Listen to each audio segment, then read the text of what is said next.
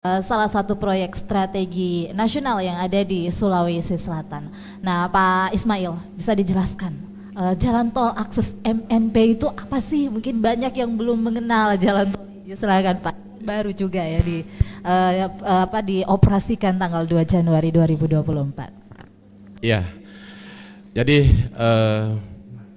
saya sedikit mengkonfirmasi dan mengoreksi ya Mbak, ada apa-apa ya? Ya, apa-apa. Iya, jadi ini namanya bukan jalan tol akses, bukan, tapi ya? jalan akses tol. Jalan Iya, akses tol.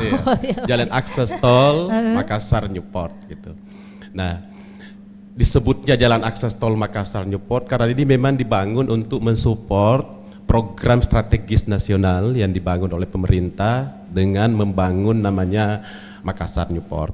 Jadi jalan tol ini sebenarnya hanya rem saja. Rem ada dua, satu dari arah pelabuhan lama, kemudian satu dari arah kawasan industri Makassar dan dari arah bandara gitu. Nah, jalan tol ini tadi ada dua, sebenarnya ini ada tiga. Jadi dalam program pemerintah itu dibagi menjadi tiga tahap. Tadi ada namanya tahap 1 yang dari arah pelabuhan lama, kemudian tahap 2 yang dari arah bandara atau Kima, kemudian ada tahap 3 dari arah pelabuhan untuk keluar dari pelabuhan, itu menuju ke kawasan industri Makassar. Nah, yang kita sudah bangun sekarang ini panjangnya kurang lebih 3,2 km. Baik. Nah, ini berbicara mengenai jalan akses tol MNP ya. Ini karena baru ya, kira-kira pintu masuknya di mana nih Pak? Ini yang mau diketahui ya. Dan bagaimana sih pemandangan di jalan akses tol MNP ini? Ya, jadi seperti tadi saya bilang ini kan rem gitu. Ya. Rem yang menghubungkan pelabuhan dengan jalan tol existing gitu. Nah, karena dia rem ini tidak ada gerbang tol baru. Baik. Jadi kita kalau masuk ke sana, teman-teman atau pengguna yang dari arah pelabuhan lama, dari arah Jalan Nusantara, selepas pembayaran tol pertama di gerbang tol Cambaya bisa langsung ambil kiri untuk masuk ke sana gitu. Nah, kemudian yang sebaliknya dari arah bandara, ketika kita dari arah bandara kemudian melewati jembatan Talo, di sana ada percabangan, satu ke arah Petarani, kemudian satu ke arah pelabuhan. Nah, yang pelabuhan lama maksud saya, yang tengahnya ini ada yang ke arah Makassar Newport. Jadi jangan salah pemirsa sekalian, ada tiga percabangan ketika kita dari arah bandara. Nah, ambil yang tengah untuk masuk ke sana. Baik. Ya, jadi itu mungkin bagi Anda pendengar ya, mudah-mudahan nggak ada yang keliru ya, karena pasti pengen juga untuk mengakses jalan tol baru ini. Dan saya pernah mendapatkan informasi dari teman bahwa melalui jalan tol ini kita melihat pemandangan yang begitu indah ya, ada laut yang kita saksikan. Ini bisa digambar, diilustrasikan ya. Ilustrasikan ya Pak ya, karena saya juga belum. Pak Paknya juga belum ya? Belum ya. Iya. Ini jalan yang menghubungkan dengan pelabuhan tentu, dan ini ada di ketinggian gitu. Ketika kita masuk ke sana karena ini elevated. Nah, di atas itu view-nya memang bagus sekali, Prof. Kalau kita dari sana kemudian melihat ke arah laut, sebelah sisi kiri kita lihat Makassar Newportnya, kemudian pulau-pulau di depan, ya lurus juga ya kita lihat laut lepas gitu. Nah, ini pemandangannya memang, dan pagi hari kami pernah sholat subuh di atas sana sebelum dioperasikan, Prof. Kemudian kita jogging, kemudian melihat pemandangan di pagi hari gitu. Dan memang benar Mbak, ini sangat-sangat cantik.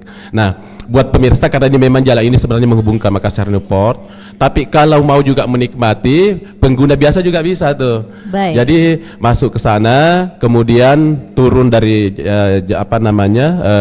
jalan tol. Nah, kalau kita terus itu harus masuk ke pelabuhan. Nah, sampai di situ kita bisa mutar balik. Bisa ada U-turn sudah disiapkan untuk mutar balik ke situ. Nah, keluarnya bisa ke arah bandara lewat Dulan Sultan Abdullah, kemudian masuk ke gerbang tol Talo Barat. Bisa juga balik ke Sultan Abdullah ke galangan kapal untuk masuk ke kota kembali gitu. Baik. Dan benar view-nya bagus sekali, terutama di pagi hari. Baik. Nah, kita ke Pak Prof ya, Pak Prof. Pak Prof tadi mengatakan ini belum pernah mengakses ya. Ini udah hampir sebulan sih dioperasikan jalan tol ini, tapi belum pernah juga mengakses ya Pak Prof. Ya, tapi kalau kita ngomong-ngomong mengenai dampak ekonomi dengan adanya jalan akses tol MNP, kira-kira apakah bisa memberikan dampak pertumbuhan ekonomi bagi Kota Makassar ini, Pak Prof?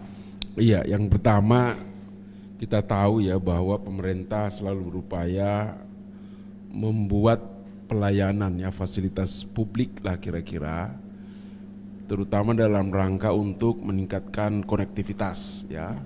Kemudian kalau ada konektivitas berarti terbuka jaringan ya. Kemudian di situ akan terjadi arus ya, perpindahan manusia, barang, manusia dan sebagainya. Dan akhirnya tentu saja menciptakan satu peluang. Nah kalau kita lihat peluang pertama itu adalah pembangunan tol itu sendiri kan. Ya, itu kalau dari sisi pertumbuhan berarti dia masuk di investasi. Baik. Nah kalau investasi dibangun ya terjadilah gerakan ekonomi di situ. Mungkin memang dalam waktu setahun sampai pendirian. Tapi kan itu di situ sudah menarik misalnya mencari kesempatan kerja yang terbuka ya. Ya. Nah, kemudian setelah itu sudah dimanfaatkan ya sudah bisa lagi membuka arus jalan yang cepat ya dari para pengguna, baik misalnya adalah pekerja maupun juga tadi misalnya ada industri kima ya, itu bisa melintas jalan itu dipakai oleh untuk kegiatan-kegiatan arus barang ya. Kemudian proses produksi juga bisa lebih efisien. Jadi pada dasarnya nanti ya kena pajak lah kira-kira Pak ya. Nah jadi bukan lagi di investasi naik, ya terdorong lagi penerimaan PAD pemerintah. Ya karena ada penerimaan itu ya mendorong meningkatkan lagi potensi keuangan daerah. Itu menjadi sumbangan dalam pendapatan asli daerah. Nah kalau itu sudah terjadi, itu kan akan terakumulasi dan akhirnya ya dampaknya ke pertumbuhan.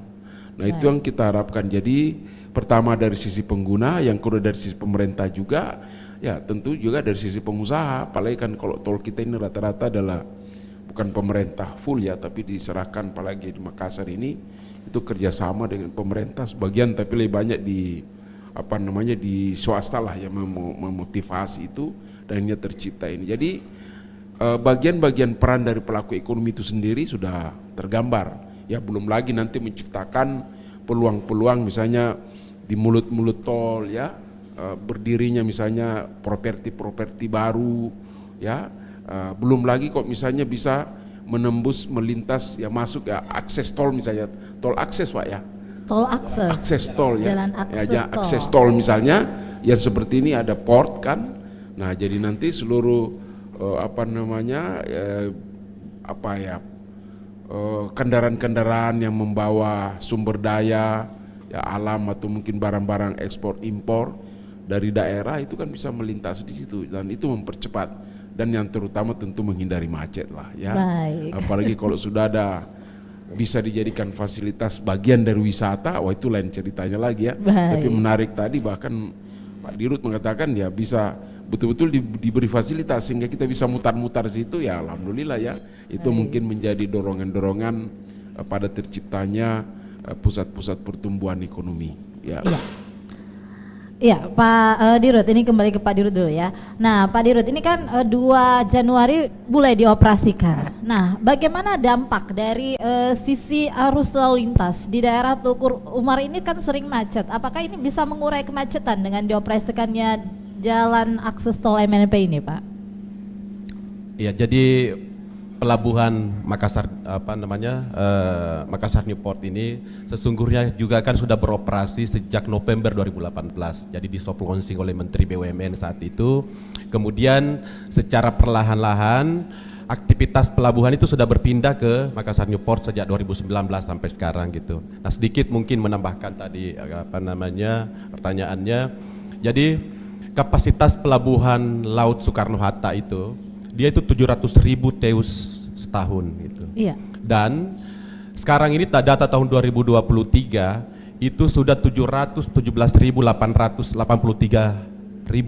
TEUs di aktivitas pelabuhan Prof. Nah, sehingga seandainya tidak ada MNP ini yang 700.000 saja kapasitasnya, ini tentu sudah sudah deadlock nih pelabuhan yang lama karena ada 17.000 hampir 18.000 sudah selisih kapasitas dengan aktivitas bongkar muat gitu. Nah, apa dampaknya terhadap sistem jaringan jalan? Nah, selama ini sebenarnya Pelindo sudah 2023 itu sudah 40% aktivitasnya sudah pindah ke MNP. Jadi 228.000 TEUs itu sudah di sana. impactnya kalau kita lihat karena dulu aksesnya satu-satunya hanya ke Tuku Umar, masuk galangan kapal, mungkin yang tinggal di sekitar situ masyarakat pendengar RRI biasa menemukan deadlock, tidak terkunci di jalanan karena kontainer berpapasan gitu. Nah, makanya walaupun ini belum diresmikan, kita membuat namanya pengoperasian fungsional sejak 20 Januari kemarin karena dengan pertumbuhan aktivitas pelabuhan yang saya gambarkan tadi, di Tuku Umar ini kalau macet, impactnya ke jalan tol juga. Jalan tol bisa macet sampai 1 kilo akibat karena kemacetan di luar tol. Nah, kami bersama-sama dengan kepolisian, dengan perhubungan, melihat bahwa ini harus segera dioperasikan. Nah, begitu kita dioperasikan, kemacetan akibat karena pergerakan kontainer ya sudah hilang gitu. Walaupun memang karena ada juga aktivitas bongkar muat ekspedisi di Jalan Tuku Umar ya tentu tidak bisa 100%. Tapi aktivitas yang menerus ke pelabuhan alhamdulillah itu sudah bisa menghilangkan kemacetan akibat karena itu, Mbak. Baik, nah alhamdulillah juga ya, berarti lebih lowong juga kalau kita lewat antara Sunu dan juga Tuku Umar ya dengan kehadiran jalan akses tol MNP ini. Tadi Prof mengatakan seperti ini memang tentunya sangat menjanjikan bagi pertumbuhan ekonomi, tapi bagaimana harusnya ya sikap pemerintah untuk mendukung kehadiran jalan akses tol MNP ini untuk mendukung perekonomian tersebut. Jadi pastinya harus ada langkah-langkah strategis juga dari pemerintah ini, Pak. Silakan. Iya, jadi kita tahu ini kan swasta lah yang bangun ya kalau kita, dan namanya tol itu berarti berbayar semuanya ya. Dan bagi masyarakat kata-kata berbayar itu memang biasanya menjadi sesuatu yang terkadang membuat mereka tidak terlalu perhatian, ya, bahkan menghindar. Tapi tentu saja itu tidak bisa tidak, karena memang jalan yang serupa ini di mana saja seperti itu, ya. Apalagi memang melintas kota, ini kan sebenarnya adalah jalan tol kota ya, ya yang menembus nanti jaringan-jaringan daerah-daerah kabupaten kota nanti. Dan berapa arus jalur ini kan sudah Pak ya, sudah ada ke sana, ada ke selatan ya, mudah-mudahan nanti ke depan lebih ditambah lagi di daerah Manimisata. Nah, tentu saja peran pemerintah itu diharapkan sekali oleh dunia usaha ya, terutama pengelola tol ini. Kenapa? Karena bagaimanapun ya pengembalian investasi tol ini kan sangat besar ya, sehingga memang diperlukan kesiapan pengusaha yang betul-betul ingin melihat bahwa di sini juga ada tol. Karena riwayat tentang pembangunan tol ini di Sulawesi Selatan kan ceritanya luar biasa ya. Kalau tidak ada kenekatan daripada pengusaha nasional atau pengusaha itu tidak mungkin ini terjadi. Tapi karena kegigihan akhirnya ada, tapi kemudian ya harus disupport oleh pemerintah nasional dan maupun juga pemerintah daerah. Nah, tentu saja strategi-strateginya itu bisa banyak cara ya. Bisa saja mungkin dengan cara bagaimana mempercepat, terutama biasanya kan paling repot itu perizinan di dalam mengembangkan ruas-ruas jalan tolnya. Tapi ini kan bisa dikatakan sudah selesai.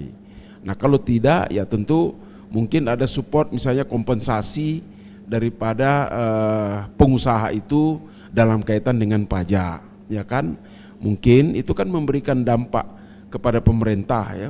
Pengusaha sendiri bayar pajak, kemudian usaha-usaha yang terlibat di dalam proses itu juga membayar pajak, sehingga jangan sampai beban pajak juga bagi pengusaha itu lebih besar. Itu kan double-double bagi pengusahanya. Jadi bisa cari cara seperti itu, ada kompensasi karena mampu misalnya merangkai ya tentang kemacetan. Itu kan satu keuntungan. Karena kenapa? Tidak lagi terjadi kemacetan, pengguna BBM bisa ditekan, ya juga misalnya polusi udara juga bisa dihindari. Itu sebenarnya harus ada kompensasi, tapi saya lihat di Indonesia kebijakan itu belum ada. Tapi saya pikir nanti pihak Pak Dirut ya bisa menggambarkan apa sih yang sudah didapatkan dari pemerintah, supaya kita mungkin bisa juga memberikan saran peran apa yang harus dimainkan. Nah, di samping itu mungkin saja ya pemerintah bisa mengarahkan ya, memanfaatkan tol ini terutama untuk pegawai-pegawainya yang melintas di wilayah yang ada antar kota dan untuk ke kantor. Mungkin ada juga kompensasi dari pengusaha, misalnya dengan kartu tol yang lebih khusus, ya kan, sehingga bisa dikatakan saling membantu. Karena bagi masyarakat sebenarnya yang diperlukan adalah pemerintah itu memberikan pelayanan yang bisa difasilitasi oleh swasta atau bisa difasilitasi oleh pemerintah. Tapi tol ini rata-rata memang swasta, sehingga memang perhatian daripada kebijakan terhadap pengusaha tol itu harus kuat, harus ada betul-betul ya, serius. Jadi jangan dibiarkan, karena ini sudah dibangun dan ini merupakan kebanggaan daerah. Bayangkan termasuk kita daerah metropol yang tolnya hanya 23 kilo aja, itu sebenarnya relatif kecil ya. Padahal daerah-daerah di Sumatera saja, Kalimantan saja udah lebih jauh. Nah, meskipun memang ini kita tidak bisa hindari, karena persoalan di Sulawesi Selatan itu memang persoalan lahan ya yang agak sulit sekali untuk bisa dibebaskan, sehingga ini juga menghambat, sehingga seharusnya pemerintah mengoptimalkanlah potensi tol yang ada di sini, karena bagi masyarakat tol di Makassar ini sangat bermanfaat. Saya sendiri tentu sering merasakan kalau dari rumah langsung pergi bandara itu cepat sekali. Nah, jadi saya rasa juga banyak yang lain. Kira-kira demikian ya yang sementara. Terima kasih. Ya, sebelum kita lanjut, kita ke studio dulu untuk bergabung ya bersama studio. Dan kami informasikan selepas iklan kami akan tentunya menerima dengan telepon Anda yang ingin bergabung di 0821 3333 9440. Kita kembali dulu ke studio.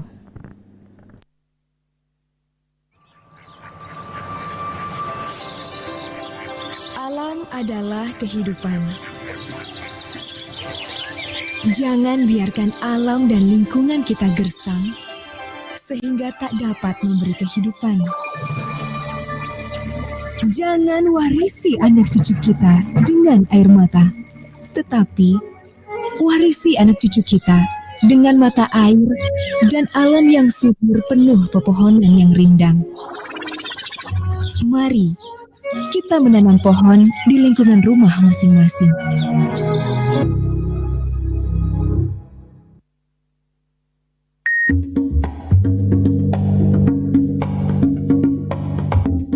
Pasangan calon presiden dan wakil presiden nomor urut 2, Prabowo Subianto dan Gibran Rakabuming Raka, visi bersama Indonesia Maju menuju Indonesia Emas 2045, dan salah satu visinya memperkokoh ideologi Pancasila, demokrasi, dan HAM. Partai pendukung Gerindra, PBB, Golkar, PAN, Demokrat, Gelora, PSI, dan Partai Garda Republik Indonesia.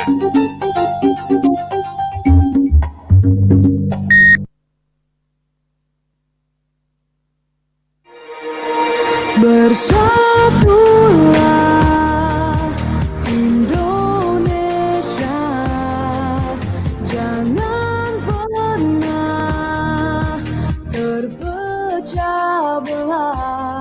Walau kita berbeda, walau kita tak sama, Radio Republik Indonesia, kita Indonesia sesungguhnya.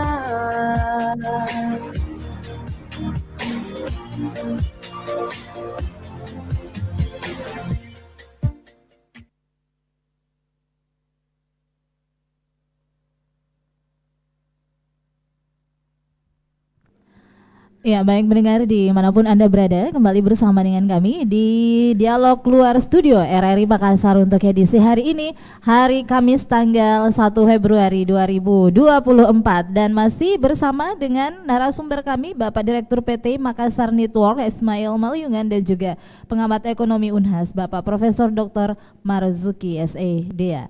Baik, kita undang untuk Anda yang ingin bergabung bersama dengan kami di line telepon di 0821 3333940 untuk bergabung bersama dengan kami di kesempatan pagi hari ini.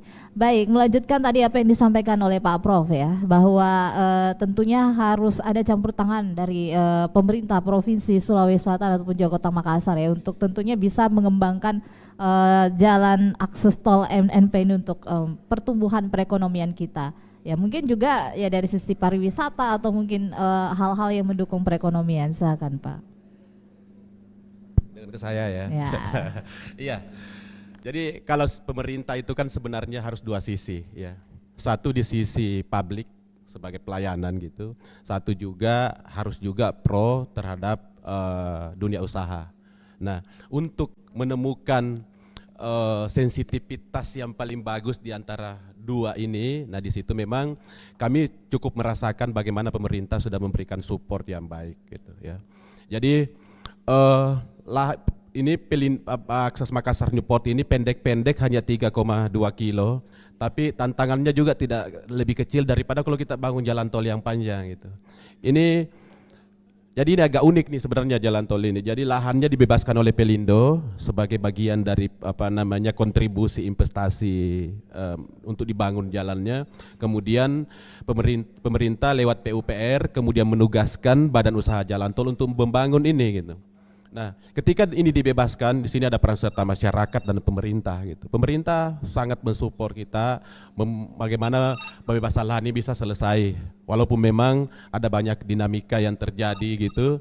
Ada banyak dinamika yang terjadi ketika pembebasan lahan itu gitu. Nah, di sana support pemerintah di saat pembangunan gitu. Baik. Kemudian di saat operation, ketika kita mengoperasikan jalan tol ini tentu kan ya regulasi-regulasi yang berlaku, kita mendapatkan arahan, advice dari pemerintah untuk bagaimana kami selalu memenuhi namanya standar pelayanan minimum. Jadi kami mengoperasikan jalan tol itu dan seluruh jalan tol di Indonesia ini juga memang pemerintah harus selalu pro kepada publik. Tentu juga harus juga bagaimana dunia usaha tetap disupport gitu. Nah, dalam proses itu, ya pemerintah melakukan assessment setiap saat untuk mengingatkan kita bahwa Anda harus memenuhi ini. Standar pelayanan minimum harus terus dijaga sehingga masyarakat bisa terlayani dengan baik gitu.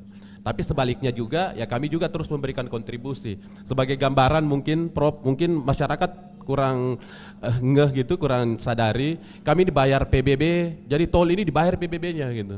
Bukan hanya rumah kita Rumah gitu. kita yang dibayar. Ya. Dengan bertambah ini kurang lebih 2,7 hektar lahan baru, ada jalan, PBB-nya pasti akan jauh besar. Sekarang ini kami termasuk pembayar PBB tertinggi di Makassar ini gitu. Dengan bertambah ini ya makin tinggi lagi gitu. Kira-kira itu kontribusi kita ke daerah gitu. Baik, saya ke penelpon dulu yang ingin bergabung, silakan 082133339440. Ya. Selamat pagi. Assalamualaikum. Waalaikumsalam. Iya, selamat pagi. Dengan Pak siapa, Pak? Pak Iwan di Makassar. Silakan, Pak On the way Iwan. menuju ke Maros. Maros, silakan, Pak. Ya. Baik. Assalamualaikum Bapak-bapak narasumber. Waalaikumsalam warahmatullahi wabarakatuh. Saya kira yang memang dalam proses pengembangan untuk Makassar Newport ini, adanya jalan tol ini akan mendukung begitu konektivitas dan mobilisasi ya arus barang terutama yang akan menuju ke Makassar Newport ini, karena memang akses jalan kan ini kan yang paling dibutuhkan begitu. Ya.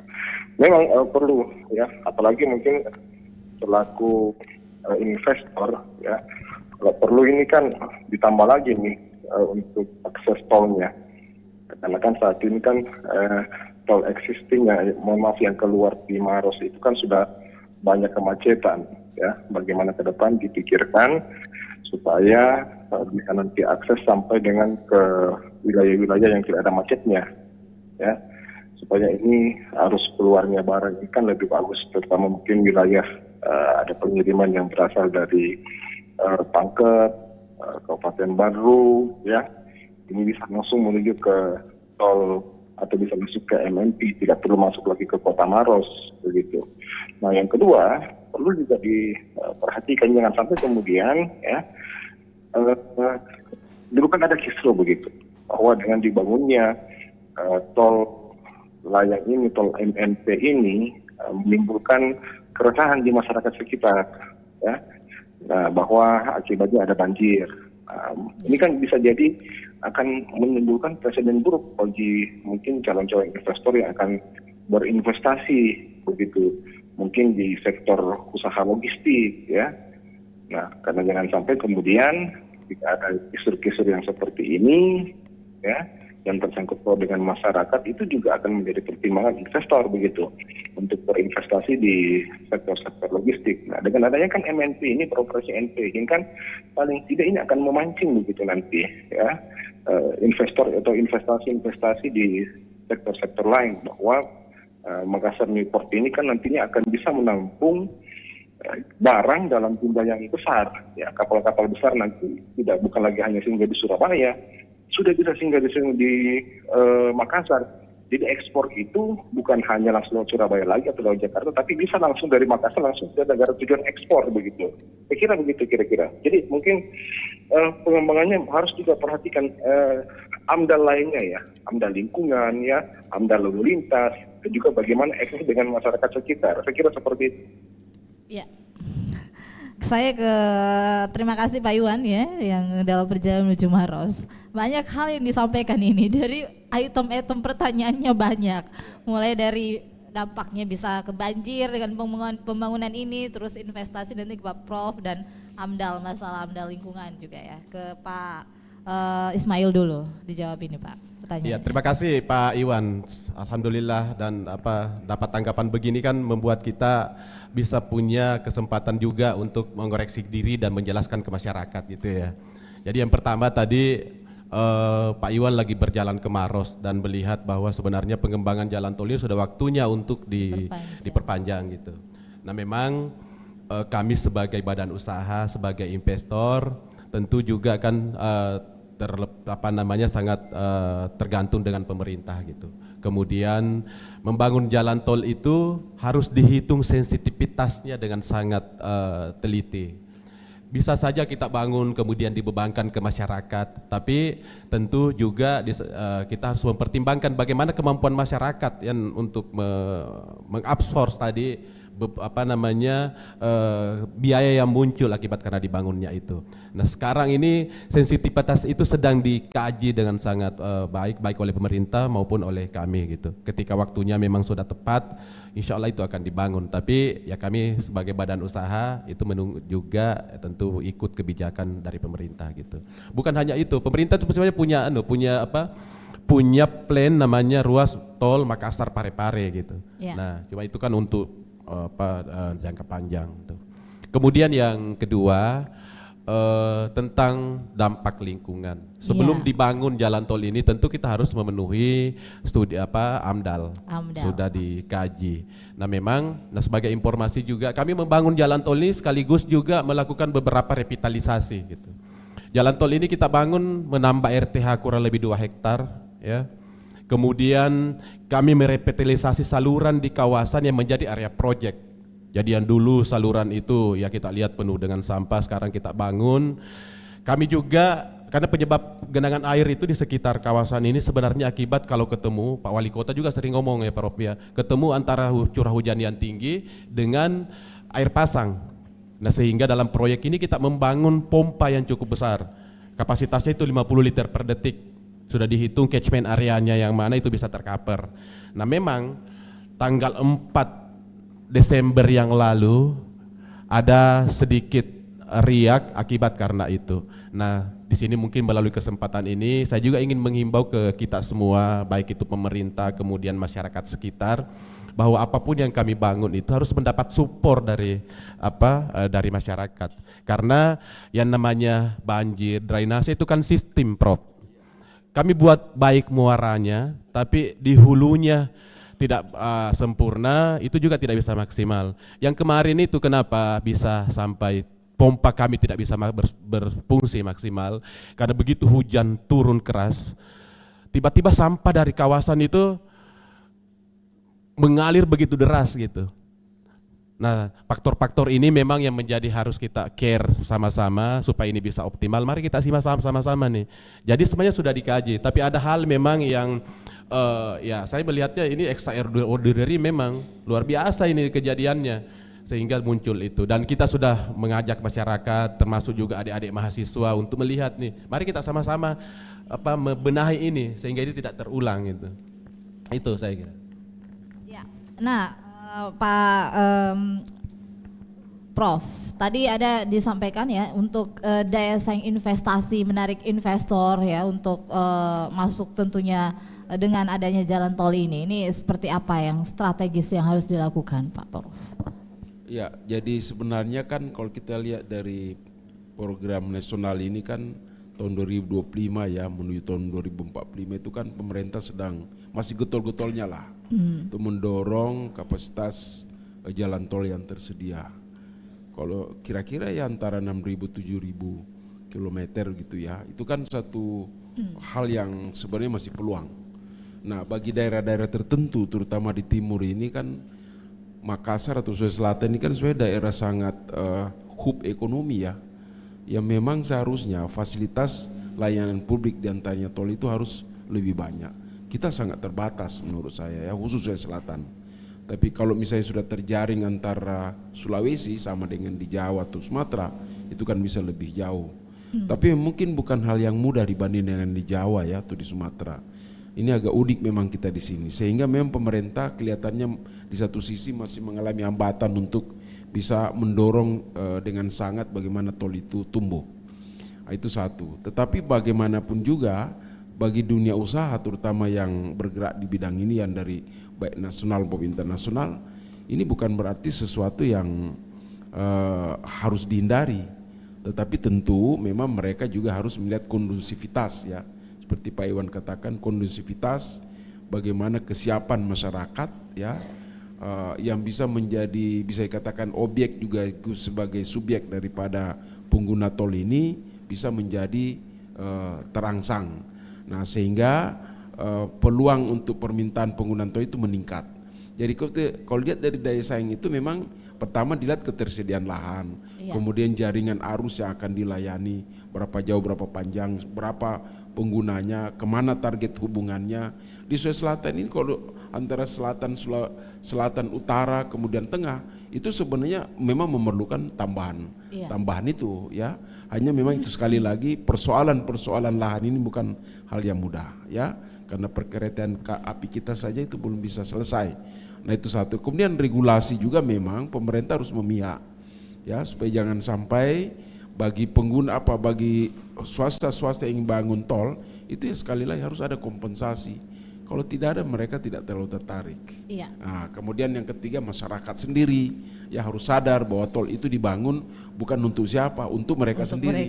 Nah, bukan untuk siapa-siapa. Nah disitulah dicari titik temunya, ada manfaat masyarakat, ada pemerintah, ada pengusaha. Nah disitulah peran daripada sebenarnya dunia pendidikan, dunia perguruan tinggi atau lembaga-lembaga riset untuk memberikan pencerahan ya, sehingga nanti ini menjadi sesuatu produk publik yang betul-betul bisa diterima oleh para pelaku itu, kira-kira begitu. Iya.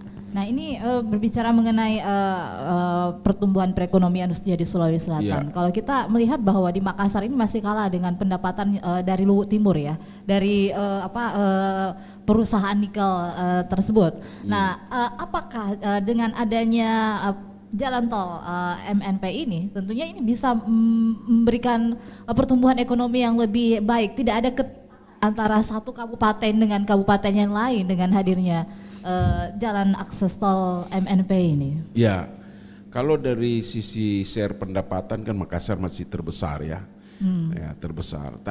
Bagusnya Makassar ini variasi pendapatan daerah kita itu kan variatif dari banyak sektor ya. PDRB itu variatif ya, dari beberapa sektor. Misalnya di Luwu Utara kan terkonsentrasi, itu dilihat dalam catatan bisa besar, tapi bisa saja dikatakan yang mendapatkan nilai itu adalah bukan masyarakat, lebih banyak kepada pihak-pihak tertentu yang mengusahakan. Nah, itu tanda tutup. Kalau Makassar tidak seperti itu, memang kegiatan ekonomi sangat variatif sehingga seluruh pelaku ekonomi saya katakan punya andil, ya punya andil dalam menciptakan PDRB. Sehingga pendapatan per kapita tertinggi kan memang Makassar ya, dikala provinsi. Kalau secara provinsi kan kurang lebih 34 juta gitu. Nah Makassar itu sudah hampir 60-70 juta per kapita per bulan ya, per tahun. Dan kata lain bahwa tol punya andil tentu di situ menciptakan pendapatan di sisi sektor transportasi.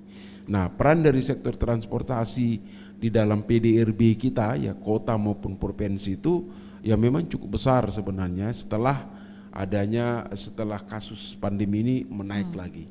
Karena dia menjadi sektor kelima atau keempat terbesar sumbangannya terhadap PDRB. Baik. Nah, artinya bahwa transportasi melalui arus jalan tol ini itu punya andil dan memang mungkin perlu dihitung juga itu suatu ketika ya. Sekarang mungkin belum dilakukan. Tapi saya pikir Biro Statistik kok ditanya secara detail sebenarnya transportasi itu mana sumbangannya, mungkin ini tol karena itu tadi pembayaran pajak ya. Ya, itu kira-kira memang masih perlu diperhitungkan dengan benar ya. Iya. Nah, Kasih. Pak Dirut, ini untuk pengguna jalan tol ya, untuk tahun 2023 kemarin, apakah meningkat dari tahun 2022 atau seperti apa? Ini tentunya ingin juga diketahui ya, apakah betul memang meningkatkan pertumbuhan ekonomi ini? Ya, sekarang ini kan ya kita tahu sama-sama di tahun 2020-2021 dunia ini kan down ya akibat karena adanya pandemi gitu. Nah kemudian aktivitas kita semua ya ikut terganggu gitu. Tapi begitu masuk 2021, 2022 ini kan mulai recovery gitu ya. Tentu dengan recovery itu kalau dibandingkan dari tahun sebelumnya pertumbuhannya cukup besar gitu. Termasuk dari 2022 ke 2023 kita tumbuh cukup baik, kurang lebih 12% gitu. Ya memang, tapi memang karena pandemi tadi ada banyak hal yang terdampak. Untuk kembali ke benar-benar sebelum pandemi mungkin ke depan masih butuh proses gitu. Iya. Tapi kalau dari sisi traffic jalan tol kita tumbuh cukup baik kalau dari tahun sebelumnya. Baik, ini tumbuh cukup baik ya Pak ya. Iya. Nah ini kembali kita ke konstruksi jalan tol sepanjang 3,2 km ini. Apakah menjamin keamanan dan bagi para pengguna dengan konstruksi jalan tol ini? Mungkin bisa digambarkan konstruksinya seperti apa? Apalagi kan yang pasti ini yang akan melalui mobil-mobil angkutan besar ya. Iya, Silakan jadi, Pak. Saya mulai dari ujungnya dulu sebelum sampai ke pangkalnya ya. Jadi di ujungnya itu jalan tol ini harus beroperasi dengan memiliki namanya sertifikat layak operasi. Ya. Sebelum itu terbit, itu harus dilakukan asesmen oleh Kementerian PUPR, Kementerian Perhubungan, Kepolisian, 3 instansi, namanya uji layak fungsi. Gitu. Dan alhamdulillah tanggal 28 Desember kita sudah punya sertifikat layak operasi setelah melalui uji layak fungsi tadi. Nah, kenapa uji layak fungsi ini bisa cepat keluar sertifikatnya? Karena jalan tol ini dibangun dengan standar yang sangat tinggi gitu. Ya. Jadi jalan tol ini dibangun melalui proses desain, kemudian melalui proses konstruksi sampai dengan diuji layak fungsi tadi. Yang di kontraktornya saya kira kita tidak ragukan sebagai kontraktor nasional yang kemana-mana bahkan sampai ke luar negeri, juga diawasi oleh tim konsultan yang independen, baik itu konsultan independen dari kami, juga ada namanya pengendali mutu independen dari pemerintah gitu. Nah jadi jalan tol ini memang sudah didesain untuk melayani pelabuhan, jadi jangan ragu sepanjang kita menggunakan jalan tol ini dengan standar, insya Allah jalan tol ini pasti aman gitu. Ya memang kami juga butuh peran serta masyarakat dan pemerintah sebagai pemegang regulasi ya, karena sekarang kan lagi marak namanya overload overdimension atau odol gitu. Nah tentu ini juga jalan ini sudah dibangun dengan safety factor yang tinggi gitu, tapi dengan safety factor itu pun tidak boleh kita bebani dengan yang overload terus menerus gitu. Sehingga ini butuh kita pahami sama-sama, baik itu pelaku industri, pelaku usaha maupun ya pemerintah sebagai pemegang regulasi. Mari kita jaga ini supaya apa yang kita sudah bikin dengan standar yang tinggi bisa sesuai dengan umur rencana yang kita rencanakan gitu. Gitu. Ya, tapi ada batasannya enggak ya mobil yang bisa masuk ke situ dengan kapasitas barang yang dibawa gitu? Ada batasannya enggak ya Pak ya? Iya, ada. Jadi gini, mendesain jalan atau jembatan itu ada namanya standar gandar gitu. Jadi tekanan gandar itu maksimal 10 ton. Jalan tol dimanapun, bahkan di beberapa negara sama gitu. Itu 10 ton. Jadi kalau ibu bawa mobil truk gandarnya 3 maksimal 30 ton gitu. Tapi kalau panjang yang 5 gandar ya bisa 50 ton. Ya. Ya sesederhana itu ukurannya gitu.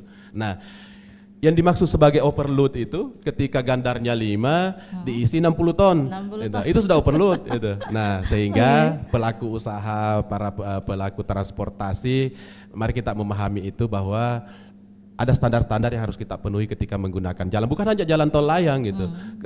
Keseluruhan jalan untuk kita supaya bisa terjaga sesudah umurnya itu harus kita penuhi sama-sama gitu. Nah, memang menjadi tantangan buat kita semua untuk bagaimana mengontrol ini gitu. Tentu kami kemudian perhubungan juga dengan pihak Pelindo terus bekerja sama bagaimana menjaga supaya tidak terjadi overload tadi. Baik. Nah, Pak Prof, Marsugidea, ini tadi saya sempat men-stressing 12% peningkatan per tahun ya dari para pengguna jalan tol di Makassar ini. Apakah angka ini masih cukup rendah atau sudah termasuk cukup tinggi untuk bisa mendukung sektor perekonomian? Ada sebenarnya juga budaya ya di masyarakat Makassar, lebih baik bermacet-macet daripada bayaran tinggi gitu. Nah, ini apakah sudah cukup tinggi angka tersebut 12% ini, Pak? Iya, menarik ya karena data 12% pertumbuhannya dari industri tol ini, ya itu kan harus ada bandingnya kan, bandingnya kemana. Kalau lihat dibanding taruhlah misalnya di tol-tol lain terutama di Jakarta dan sebagainya mungkin kita masih rendah.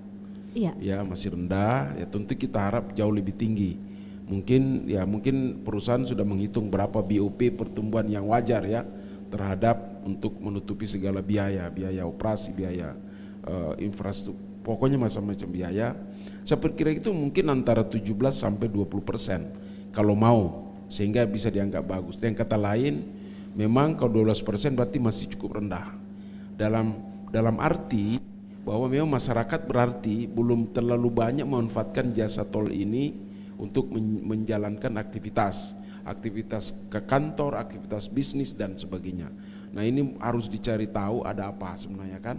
Salah satunya memang mungkin perilaku masyarakat yang Ibu bilang tadi ya. Tapi itu hal yang sebenarnya sisa tergantung perlu ada literasi. Ya literasi kepada mereka. Inklusinya mungkin masih terbatas karena mungkin ada beberapa hal yang bagi mereka itu belum kena di hati ya. Ya. Nah, karena pengguna ini kan rata-rata sebenarnya siapa sih kalau mau ditelusuri kan? Apakah memang betul pengguna kota yang bisa memperlancar konektivitas kerja mereka atau bisnis mereka antar daerah masuk ke pelabuhan dan sebagainya? Itu mungkin juga perusahaan sudah tahu itu pasti. Nah, sehingga mereka para pengguna ini kan punya karakter, punya keinginan ya kan, punya harapan, itu ya mungkin harus terbaca. Misalnya kalau pengguna kota ini sebenarnya fasilitas apa sih yang dibutuhkan selain hanya disebut lancar jalan tol, tidak macet ya. Ya menurut saya harus ada gula-gulanya lah sedikit, ada sugarnya ya, sugar yang bisa memancing. Perusahaan saya rasa rata-rata sudah melakukan itu. Misalnya ada acara akhir tahun, mungkin ada door prize pada saat lewat, itu juga harus mampu ditransmisikan informasi kepada masyarakat. Terutama juga misalnya para pegawai negeri yang saya sebutkan tadi. Kalau para pegawai negeri lintas kabupaten kan cukup banyak. Nah kalau dia diberi kompensasi misalnya dengan tol khusus ya kan, nah itu kan bisa tertarik dia untuk memanfaatkan itu. Kalau misalnya langganan, dan saya rasa itu ada, hanya mungkin perlu ditambah bobotnya yang bisa didapat manfaatnya. Kemudian juga pegawai. Nah, ada apalagi misalnya ya mahasiswa ya. Kalau mahasiswa memang masih sulit karena mereka kekurangan duit dan memang lebih senang untuk jalan bersama ya, untuk macet-macet gitu. Sehingga ini menjadi tanggung jawab kita bersama untuk meningkatkan permintaan ini. Kalau tidak memang agak sulit juga menurut saya pengusaha ini akan mengelola ini. Iya. Tapi kalau misalnya 12%, besar ya.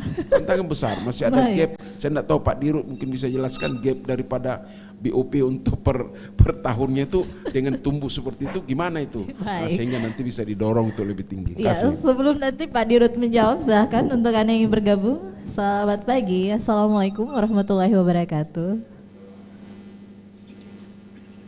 Selamat pagi. Pagi. Iya, wah semangat ini ya. Oh ini namanya overload kayaknya Pak. Silakan. Ya Ibu Yani. Ya silakan Bu Yani. Ya makasih. ke Prof. Marzuki Dea. Kira-kira kalau kita melihat pembangunan Makassar Newport ini untuk bisa menumbuhkan perekonomian dia, prediksinya kira-kira kita bisa melihat hasilnya kapan, Pak? Hasilnya Akankah kapan? kita langsung lihat bahwa terjadi pertumbuhan perekonomian dalam kurun waktu yang dekat, Prediksi. ataukah memang butuh waktu lama? Terus untuk dari PT Makassar Network, Pak Ismail, saya ingin tahu Pak, gitu kira-kira apakah akan ada perpanjangan lagi yang akan diberikan pada pembangunan tol selanjutnya? Ataukah kita berhenti di sini saja Pak, cuma untuk 3 titik ini saja? Begitu, terima kasih. Terima kasih Ibu Yani di belum tahu ya posisinya Makassar ya, baik. Ya, silakan Pak Prof. Ini prediksinya seperti apa? Pertumbuhan perekonomiannya sangat menjanjikan sehingga berapa lama nanti ke depan ini baru bisa kita rasakan gitu dampaknya. Sebenarnya dampaknya itu bukan ditunggu, sudah berlangsung ya. Sudah Sudah berlangsung sampai sekarang ya. Terutama misalnya memperpendek arus, mempercepat itu kan melakukan efisiensi. Memang secara real itu tidak tampak bulat-bulat begitu. Ya, kecuali pada saat pembangunan ada penyerapan tenaga kerja dan sebagainya. Dalam proses ini juga kan ada orang bekerja dan sebagainya ya. Jadi proses untuk manfaat itu sebenarnya dinamis, dia mengikuti waktu saja. Yang kita ukur sebenarnya daripada seberapa besar pengguna, tadi katakan 12% meningkat. Itu sudah sumbangannya tidak langsung kepada PDRB. Kemudian dampaknya misalnya kemiskinan tadi ya. Makassar ini daerah yang agak unik.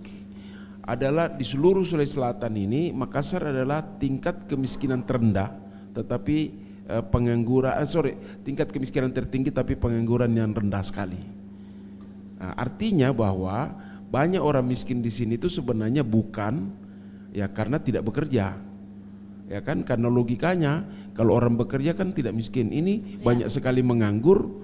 Ya toh, tapi kurang orang miskin. Kurang miskin. Berarti di Sulawesi Selatan ini ya pendapatan per kapita rata-rata masyarakat tadi memang tinggi kan, hampir berapa persen. Itu ukurannya bahwa kemiskinan itu juga bisa saja diakibatkan oleh salah satunya ya pengaruh daripada pemanfaatan jalan tol itu. Tapi secara langsung tentu susah dihitung, itu harus dikalkulasi baik. Tapi yang jelas manfaat daripada jalan tol itu bersifat instan dan itu berkelanjutan. Dan itu bisa diukur daripada sumbangan, tahu misalnya sumbangan PBB kepada PAD, ya kan? Itu sudah ada.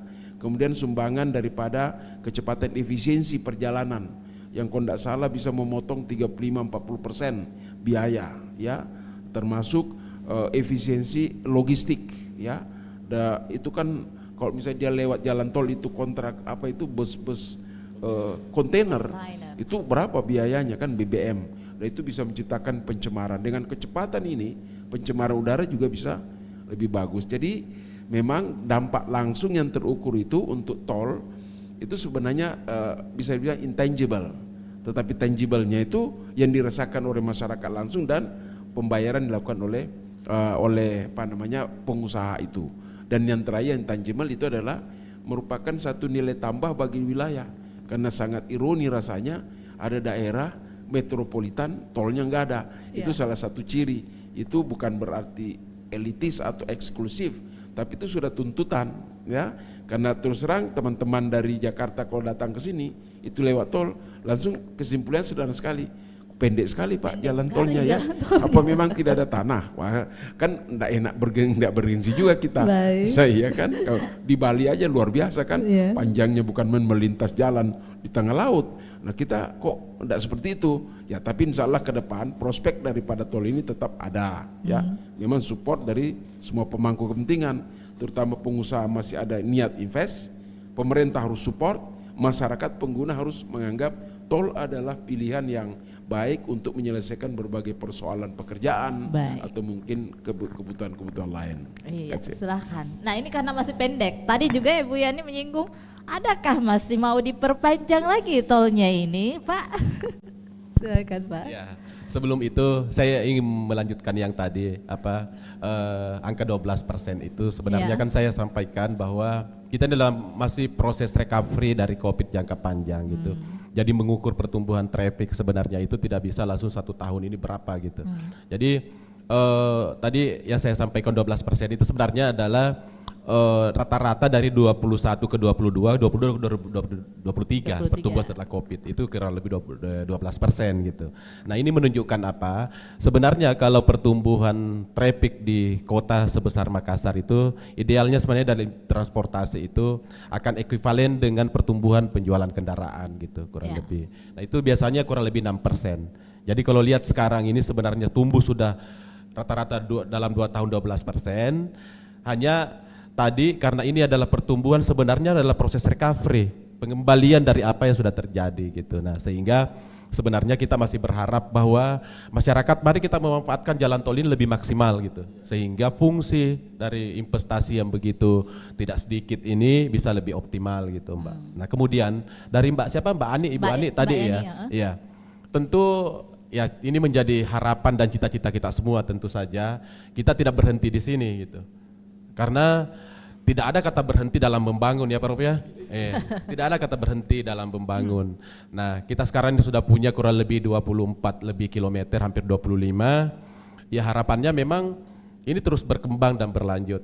Tapi seperti saya sampaikan ke Pak Iwan tadi bahwa ini tentu harus dikaji dengan sangat teliti, dibikin feasibility study-nya dengan sangat hati-hati sehingga ini nanti bisa dibangun dan juga tidak memberatkan masyarakat gitu. Nah, sehingga ketika ketemu angka sensitivitas tadi itu, insya Allah itu akan dilanjutkan gitu. Memang pemerintah punya target bagaimana melanjutkan ke utara dan juga ke selatan. Kalau lihat peta Rani, saya pernah mungkin bilang di RRI juga, ini ada buntung di sana itu di depan UNM. Ya tentu yang buntung ini bukan sesuatu yang akan diteruskan buntung begitu, harus dilanjutkan. Tapi kapan momentumnya? Nah ini yang mungkin memang butuh tadi kajian seperti saya sampaikan gitu. Iya, tadi saya sempat juga men-stressing apa dikatakan Pak Prof ya. Mungkin supaya lebih tertarik nih masyarakat menggunakan jalan tol yang ada di Makassar. Mungkin ada ide-ide ke depan ya dari Makassar Metro Network untuk kita mengakses jalan tol. Apa yang bisa kita saksikan, terus apa yang bisa kita peroleh dari itu. Supaya juga tentunya penggunanya meningkat nih Pak Prof ya. Silahkan. Iya. Jadi Pak Prof sudah sampaikan tadi Pak Prof bilang bahwa sebenarnya lewat jalan tol itu jauh lebih efisien dibanding kita lewat di jalan arteri. Hanya kadang-kadang masyarakat terutama yang awam gitu ya, hanya langsung melihat kalau saya lewat di Perintis Kemerdekaan saya tidak bayar tol. Kalau saya lewat tol mau ke arah Maros atau bandara saya bayar 20.000, 21.000 gitu. Langsung dilihat selisih itu. Padahal sesungguhnya dalam dunia ilmu transportasi itu ketika dihitung ada namanya biaya operasi kendaraan ya. Itu ada biaya BBM, oli, suku cadang, asuransi dan segala macam penyusutan kendaraan. Itu sesungguhnya seperti disampaikan tadi lebih hemat kurang lebih 30-40% kalau kita lewat jalan tol. Memang kantong saat itu keluar 20.000 gitu. Tapi terhadap kendaraan kita biaya operasional itu lebih efisien gitu. Nah itu mungkin tidak disadari. Nah kemudian yang kedua, sekarang ini kan ya dunia ini sedang zaman digitalisasi gitu. Nah kami juga memberikan pelayanan ke masyarakat ini dalam bentuk digital. Kalau kita tahu bahwa 2018 kemarin kita sudah mulai menggunakan uang elektronik, kami terus berinovasi sehingga proses pembayaran ini bisa lebih up to date, lebih terkini lah gitu. Ikut perkembangan. Kalau mungkin sering mendengar kebijakan pemerintah dalam waktu dekat akan ada multi lane free flow, orang tidak berhenti lagi ketika membayar. Kami juga sekarang ini untuk bagaimana berkomunikasi ke masyarakat, kami punya aplikasi namanya NITA, Nusantara Infrastructure Toll Application gitu, bisa di-download di HP. Di sana ada banyak informasi. Bagaimana kondisi traffic, ada CCTV, kemudian bagaimana mengakses waktu yang dipergunakan ketika lewat tol dibanding tidak lewat tol, dan masih banyak fitur-fitur, bisa cetak stroke, Sehingga karena kami juga sangat peduli lingkungan, Pak. Kita tidak ada berharap tidak ada lagi nanti kertas yang keluar dari transaksi itu, semua sudah digital gitu. Baik. Itu yang kita lakukan. Iya, mungkin terakhir ya Pak ya, setengah menit aja untuk closing statement masing-masing narasumber. Silakan. Saya duluan ya. Ya, silakan Pak Ismail. Ya. Setengah menit. Kami sebagai badan usaha ya, badan usaha jalan tol telah menyiapkan infrastruktur jalan ini sebagai bagian dari konektivitas jalan di Kota Makassar. Ini persembahan kita sebagai badan usaha kepada kemajuan Kota Makassar, dan tentu berharap masyarakat bisa memanfaatkan itu untuk beraktivitas dan melakukan kegiatan-kegiatan sehari-hari. Tadi saya sudah sampaikan bahwa lewat jalan tol itu lebih hemat dan lebih untung gitu, sehingga mari kita sama-sama menggunakan jalan tol ini sehingga berfungsi maksimal, sehingga jalan-jalan arteri tidak terbebani dengan aktivitas-aktivitas yang sesungguhnya bisa diakses lewat jalan tol. Khusus dengan MNP ini tadi, selain fungsi untuk pelabuhan, ya masyarakat juga bisa mengakses untuk melihat bagaimana sih suasana keindahan alam, view laut yang ada di sana dengan mengaksesnya seperti disampaikan tadi. Kalau ada kendala di lapangan, hubungi call center kami 1500 147. Gitu. Baik, ke Pak Prof ya. Sedikit aja Pak Prof, closing statement. 1 menit kita menuju closing. Silakan. Jalan tol untuk daerah kota suatu keniscayaan. Efektivitas dari pemanfaatannya itu sangat tergantung daripada masyarakat mengenal dan didukung oleh pemerintah daerah, termasuk pengusaha yang selalu care terhadap pelayanan yang memihak kepada kepentingan masyarakat. Nah, kalau dalam tol kita ini kan memang harus memperhatikan yang tadi, keluhan-keluhan. Tapi dengan persediaan infrastruktur yang bagus, saya pikir memang kerjasama dengan pihak lain yang membuat hulu hilir itu bisa terhubung, itu bisa menyelesaikan persoalan jalan tol. Dan saya rasa jalan tol Makassar ini merupakan pilihan yang terbaik untuk pengguna karena banyak hal manfaatnya, terutama efisiensi dan peningkatan jaringan jalur untuk menuju kepada pekerjaan masing-masing lebih baik. Barangkali demikian. Terima kasih Pak Prof. Dr. Marsuki Dea, pengamat ekonomi Unhas dan juga Direktur PT Makassar Network, Bapak Ismail Maliungan, atas waktunya bersama dengan RRI di kesempatan pagi hari ini dalam dialog luar studio dengan topik dampak tol Makassar Newport terhadap pertumbuhan ekonomi Sulawesi Selatan yang kami hadirkan di edisi Kamis tanggal 1 Februari 2024. Tepuk tangan untuk acara kita di hari ini ya. Sampai berjumpa kembali ke studio. Wassalamualaikum warahmatullahi wabarakatuh. Kanal Informasi